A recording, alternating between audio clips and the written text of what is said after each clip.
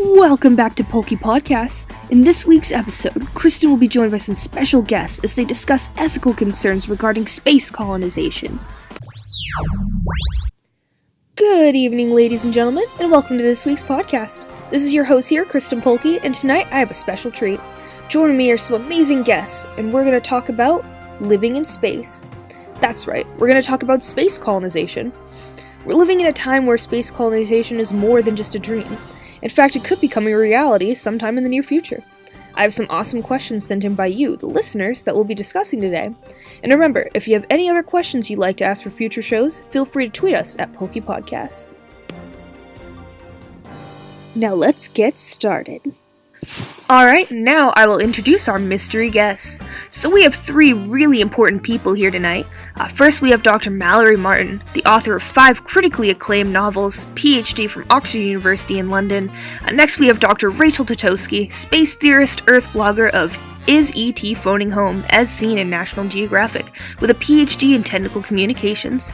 And lastly, we have Dr. Janessa Corrigan, founder of a non-profit organization dedicated to safe environmental practices, with a PhD in Environmental Science.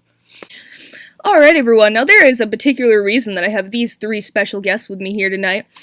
We all happen to have graduated together from Oxford University in London. So, how are you guys all doing tonight? I'm doing great. Thanks for having me, Kristen. It's great to be back. Yeah, it's really great to see you all. I mean, it's been a while since, I saw these 3 doctors, maybe when we had that wild protest in Dubai. Exactly. This has been a really great reunion. Thank you for having us on your podcast, Kristen Pulky. Yeah, thanks so much for showing up, guys. Question 1. Alright, ladies, so given the state of Earth's environment and the dwindling of its resources, how necessary do you think space colonization might be in the future? Thank you, Dr. Pulky. I definitely think that the dwindling of resources is a very large issue on Earth right now. How necessary do I think that space colonization might be in the future? I think this all depends, Dr. Pulky. I think that depending on the types of resources that we were to find on other planets, I think that's a really interesting point. Studies have shown that some of our own natural resources here on Earth may not even be natural to Earth. Some of our precious metals may have come from space. What do you guys think would happen if we found a planet where, gold came from? Do you think we would just pilfer it, or should we try and protect it? I think that if people on Earth were to find resources on other planets that are familiar to us, then everyone would be right on top of trying to take advantage of those resources. But I think if we were to find other planets that had resources that are unfamiliar to us and that we aren't used to, it would be hard for us to take advantage of those because we would not know how they're used on that planet. I agree completely with you guys on this. I think you're so right in the fact that we would take advantage of other planets' resources if we got the chance. I particularly find this question interesting due to my background. My nonprofit is completely dedicated to stopping the need for us to go to do space colonization. We should be working on protecting the planet that we have. Yes, exactly, Dr. Martin. We should be trying to rebuild and sustain what we already have so that we don't have to get to that point. However, like my friends over here said, I do believe that at first chance we would completely colonize other planets in space. Something I think that is really unique to consider, on Earth, there isn't really anyone stopping you from exploiting the natural resources, but on these other planets, there could be life that could fight back if we try to take stuff from them. Mm-hmm. And that's something else we have to consider. Do we want to start a war for some resources, or do we want to have a more diplomatic start to our space community? Very, very well said, Dr. Martin.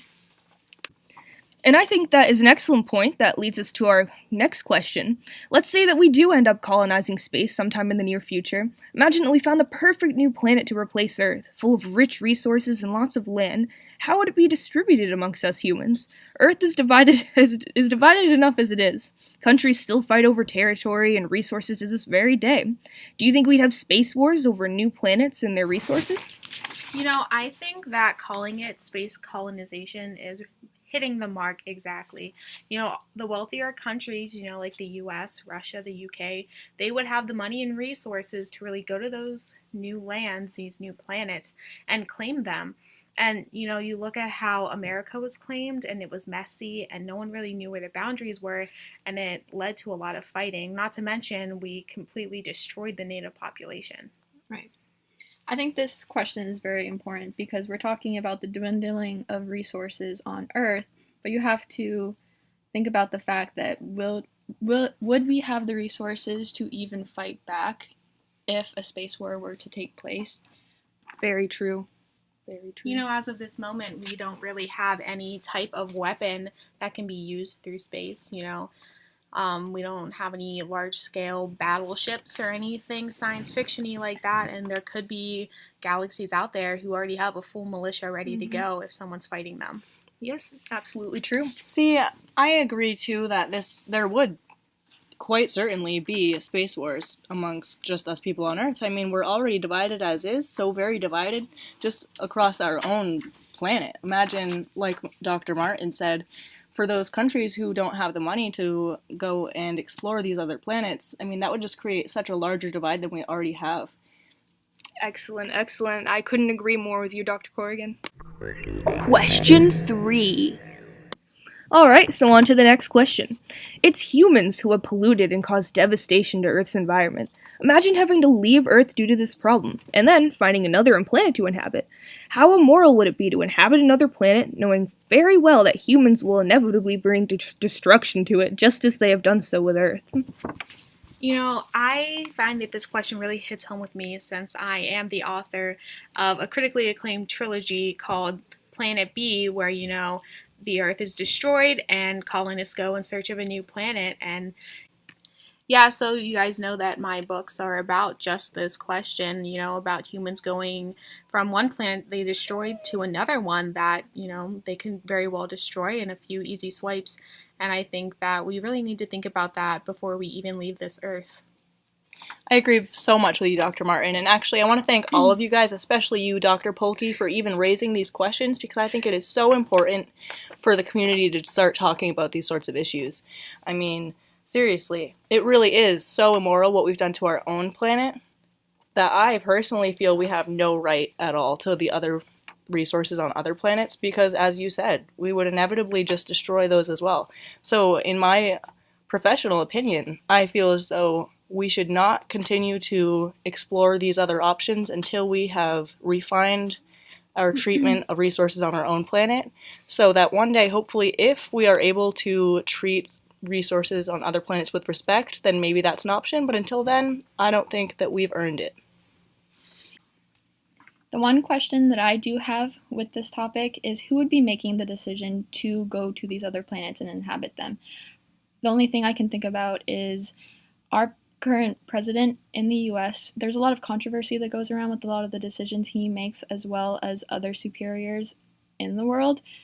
So I feel like this would just bring a lot of tense attention to not only our country, but to a lot of countries around the world. And it would bring up a lot of controversy and disagreements, and it would just end up in Absolutely. That Chaos. brings up such a great point, Dr. Tatosky. Not only in the U.S. are we seeing unrest in the citizens, they really aren't trusting their government, and the government officials aren't trusting their citizens. It's also been an issue in France recently with these strikes that are going on, where we see the exact same issues happening, where citizens do not feel that their representatives are representing them. And if we as citizens cannot rely on our government to make choices here on Earth to, sustain our lives, why should we rely on them to make choices about other life in the universe?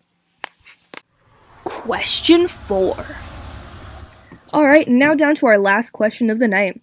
Do you think that humans should have an obligation to protect the environment and life forms of other planets after discovering and inhabiting them? Absolutely. I absolutely think that we have that responsibility if we end up taking advantage of the resources on other planets. And the first thing I can think of is, so for those life forms who can't communicate with us and object to what we may or may not be doing to their planet, we do especially have a moral obligation to maintain their resources and protect them, because who knows what damage our utilization of their resources might have on their life, and who are we to take that away from them? I think it's also very important to think about the customs and traditions of any life forms that we may inhabit. You know, they could be completely different from us, completely backwards in their thinking, and that doesn't mean that they don't have value, that their life isn't valuable, that their customs aren't valuable. You know, going to space, we can't just judge everything based on our own experiences. We really have to think outside of that.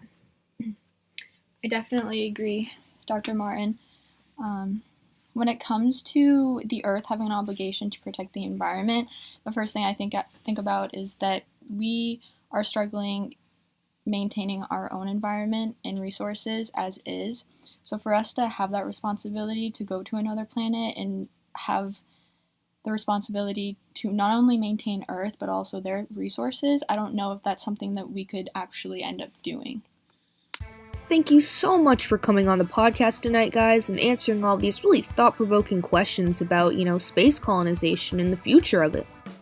Oh, no, thank you, Dr. Polke. I think that this has been a great opportunity for all of us, and you're doing great providing this platform for people to learn more about this sort of topic, especially as it becomes increasingly relevant in today's society. Thank you. It's been an honor. You know, I always love being able to talk with Dr. Corrigan and Dr. Tokoski, and of course you, Dr. Polke. You guys always have such insightful things to say. I would never pass up an opportunity to pick your brains. I agree that all three of you have had some pretty insightful things to say this evening. I plan on actually adopting a lot of these topics in my next vlog. And do remember to check out Rachel's blog, guys. Is ET phoning home? And thanks so much again for coming on, ladies. It's been great.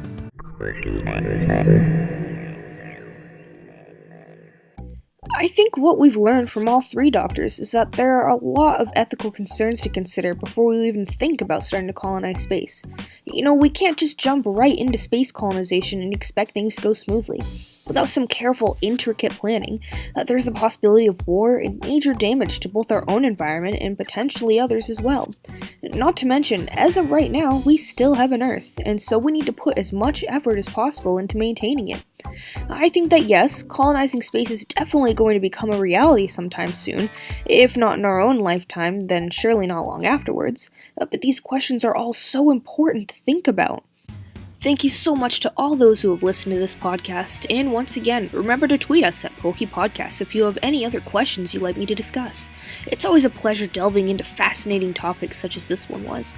That's all for now, but make sure to tune in next week when we talk about extraterrestrials on Earth and people's abduction stories. This is your host, Kristen Polke, signing off.